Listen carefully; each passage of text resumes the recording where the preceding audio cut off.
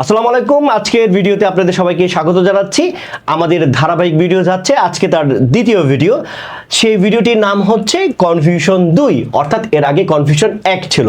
Confusion 2 এর মধ্যে আমরা দেখেন এই যে কি লিখে রেখেছি, দেখতে একই রকম কিন্তু একই জিনিস না, দেখতে একই রকম।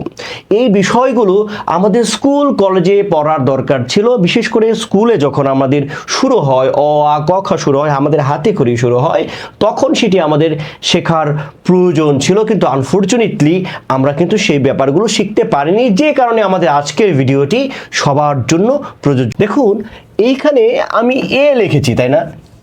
এ লিখেছি, এটা নিয়ে কোনো সমস্যা নেই। এ দিয়ে কি হয়? এক হয়। এ দিয়ে এক, এটা কোনো অসুবিধা নেই। এটা আমি বাচ্চাদের বা সবাইকে আমি শেখালাম যে এ।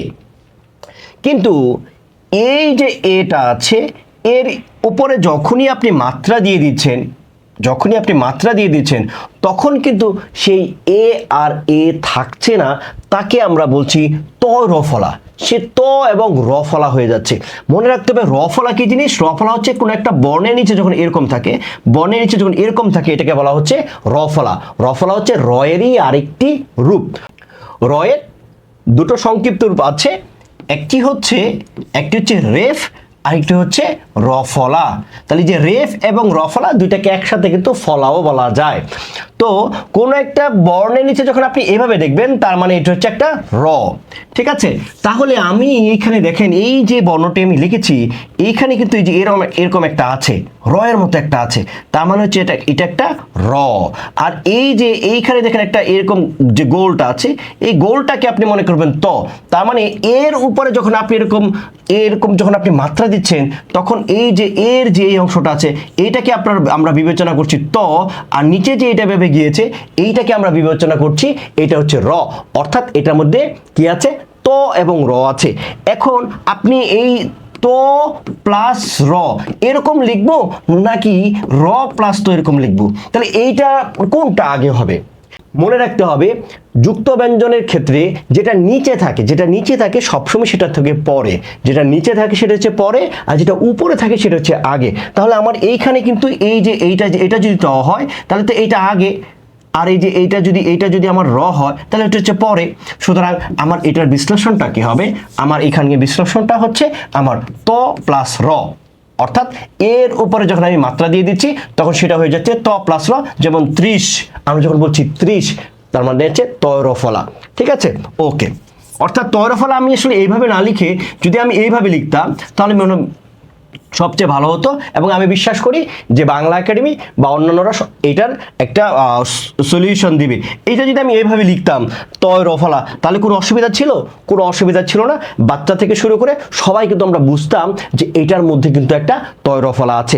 কিন্তু এইটাকে এইভাবে দিয়ে আমাদের মধ্যে দ্বিধা তৈরি করেছে। যেহেতু বাংলা একাডেমি এটা এখনো সমাধান করেনি বা আমরা সমাধান করার চেষ্টা করছি না, সুতরাং যতক্ষণ পর্যন্ত সমাধান না হচ্ছে ততক্ষণ পর্যন্ত আমরা এটা এইভাবে শিখে রাখবো। তারপরে আমরা দেখি এইটা কি ছিল, এটা দেখি। এটা ছিল তয়রফলা, এটা তয়রফলা ছিল। তাহলে এইটা সমান আমি কি লিখবো? ত প্লাস র লিখেছি। এখন এইটার পরে আমি নতুন করে এইরকম একটা কি দিয়ে দিলাম? আকৃতি দিয়ে দিলাম। এই যে আকৃতি দিয়ে দিয়েছি, এই আকৃতি আপনি কিভাবে বুঝবেন? এই আকৃতি সমান হচ্ছে আসলে আপনার যে রসও আছে, তার মানে এখানে কি আছে? রসও আছে। দেখেন একই রকম চেহারা অনেকটা।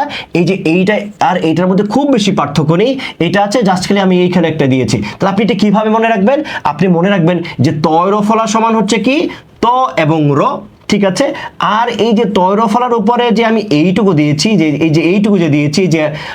যে আকৃতিটা দিয়েছি, এই আকৃতি সমান আপনি চিন্তা করবেন যে এই যে আমরা যখন রস্য লিখি তখন এরকম আমরা একটা চৈতন্য দিতে হয় না, উপরের দিকে দিতে হয় না? তাহলে এইটা আপনি সেই উপরের দিকটা এভাবে মনে রাখবেন। তাহলে এইভাবে আমরা খুব টেকনিক করে কি রাখতে পারি? মনে রাখতে পারি, এবং বাচ্চাদের আমরা এইভাবে শিখাইতে পারি। তারপরে দেখেন এখানে আরো বেশি কনফিউশন।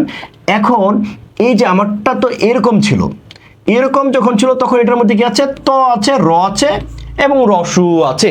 কিন্তু এইটা না এসে পরীক্ষায় আসছে আপনার বা অন্যভাবে এভাবে না লিখে আমি লিখেছি, আবার আমি তৈরফলার মতোই লিখেছি, কিন্তু এইবার আমি আজকে কি দিয়েছি, নিচে দিয়েছি।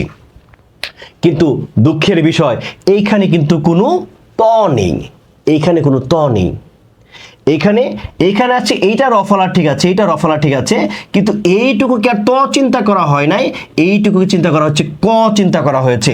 অর্থাৎ এইটা সমান আমরা লিখতে পারতাম এইভাবে যদি আমরা এই যে কয় রফলা, এইটা সমান হচ্ছে কয় রফলা। যেমন আমার এখানে আছে ক্রন্দন, আর এখানে কি ছিল, ত্রুটি। এখানে কি ছিল, ত্রুটি। এখানে ছিল কি, 30। তাহলে আমি যদি পরীক্ষা সবসময় এইভাবে লিখি, বা আমরা যদি এইভাবে শেখাই বাচ্চাদের যে এইভাবে লিখতে হবে, তাহলে মনে হয় এই সমস্যাটির সমাধান হতো। কিন্তু এখন আমাদের এইটা কি আছে, প্রচলিত আছে। তাহলে এইটা আমরা কিভাবে শিখবো, আমরা শিখবো যে যখন এইভাবে গিয়ে যখন নিচের দিকে এইটা আসছে, তখন এইটা হচ্ছে ক, এটা হচ্ছে ক, আর এইটা যেটা আমরা ত চিন্তা করতাম, যেটাকে চ চিন্তা করতাম, এটা ত না, এটা হচ্ছে এখন ক। আর এই যে এইটা যে আছে, এটা তো অলওয়েজ র ফলা। তার মানে আমার এইটা হচ্ছে ক, ক নিচে কি আছে, র আছে। তাহলে এই যে আমার এইটা হচ্ছে আমার র, এই যে আমি র দিয়েছি। আর এই যে এইটুকু হচ্ছে আমার ক, এইটুকু হচ্ছে আমার ক, এই যে আমি ক দিয়েছি। এইভাবে মনে রাখা যেতে পারে। আমি জানি না যে আপনারা এটা মনে রাখতে পারবেন কিনা, তবে আমি যে টেকনিকে বলেছি সেই টেকনিকগুলো যদি ফলো করেন এবং বাচ্চাদের যদি এইভাবে টেকনিক দিয়ে পড়ান, আমার মনে হয় বাচ্চারা আর ভুল করবে না এবং আপনারা ভুল করবেন না।